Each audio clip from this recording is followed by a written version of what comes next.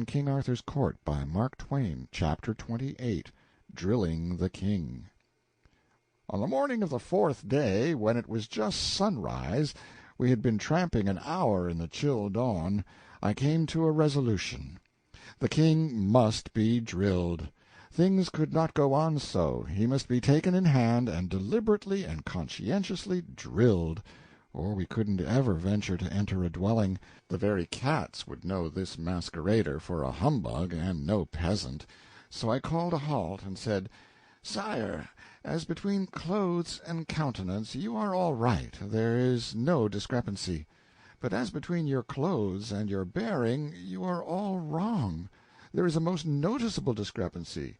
Your soldierly stride, your lordly port, these will not do.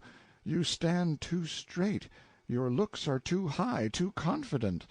The cares of a kingdom do not stoop the shoulders, they do not droop the chin, they do not depress the high level of the eye-glance, they do not put doubt and fear in the heart and hang out the signs of them in slouching body and unsure step.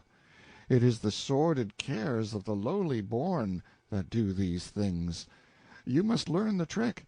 You must imitate the trademarks of poverty, misery, oppression, insult, and the other several and common inhumanities that sap the manliness out of a man and make him a loyal and proper and approved subject, and a satisfaction to his masters, or the very infants will know you for better than your disguise, and we shall go to pieces at the first hut we stop at. Pray, try to walk like this." The king took careful note, and then tried an imitation. "Pretty fair, pretty fair. Chin a little lower, please. There, very good. Eyes too high. Pray don't look at the horizon, look at the ground, 10 steps in front of you.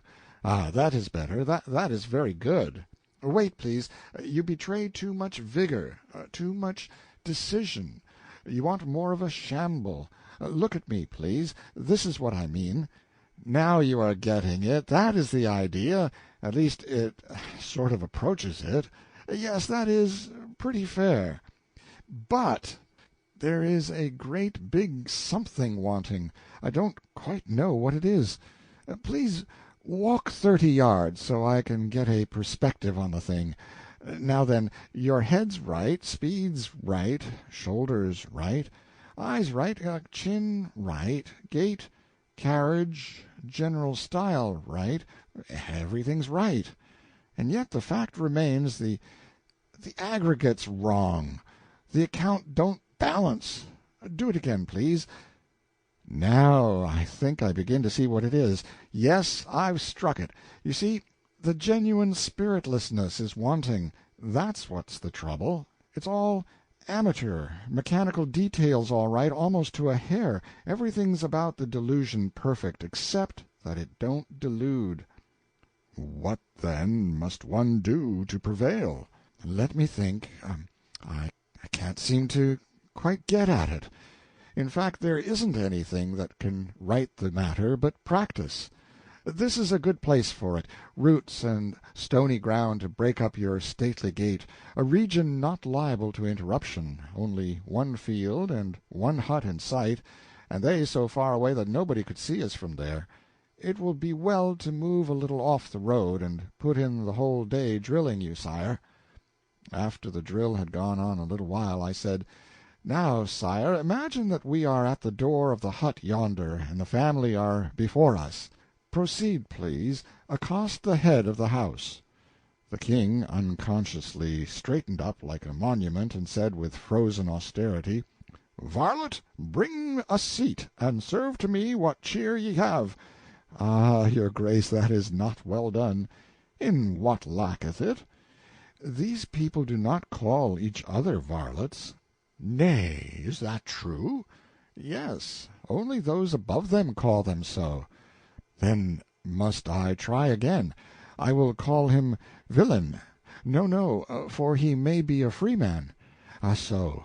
Then peradventure I should call him goodman." "That would answer, your grace, but it would be still better if you said friend or brother."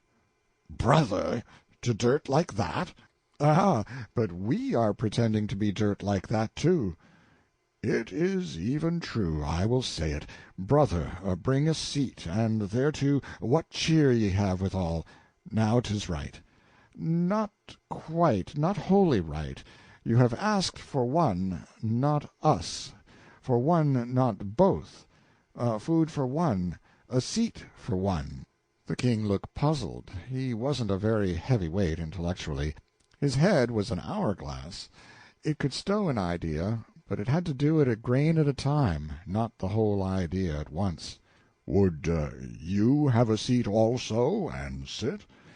If I did not sit, the man would perceive that we were only pretending to be equals, and playing the deception pretty poorly, too. "It is well and truly said.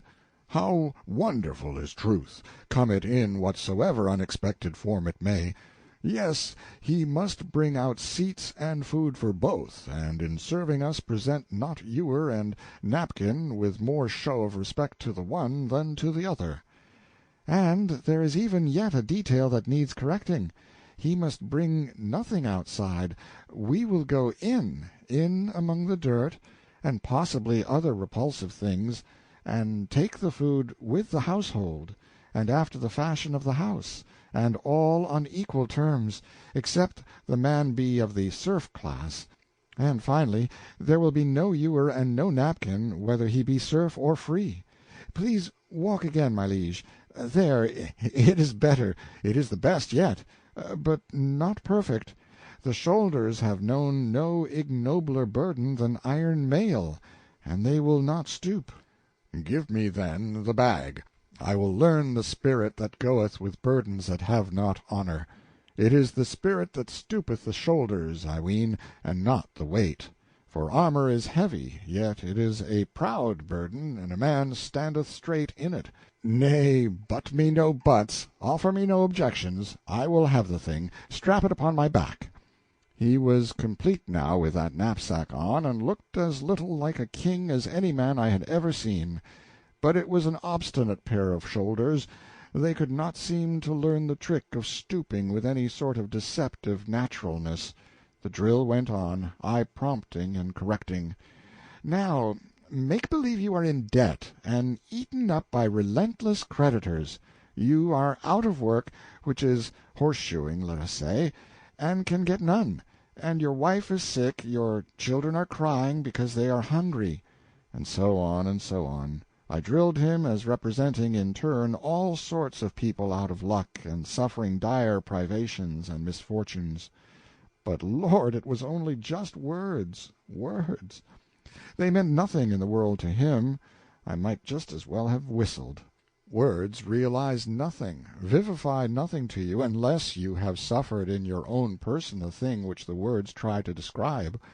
There are wise people who talk ever so knowingly and complacently about the working classes, and satisfy themselves that a day's hard intellectual work is very much harder than a day's hard manual toil, and is righteously entitled to much bigger pay. Why, they really think that, you know, because they know all about the one, but haven't tried the other.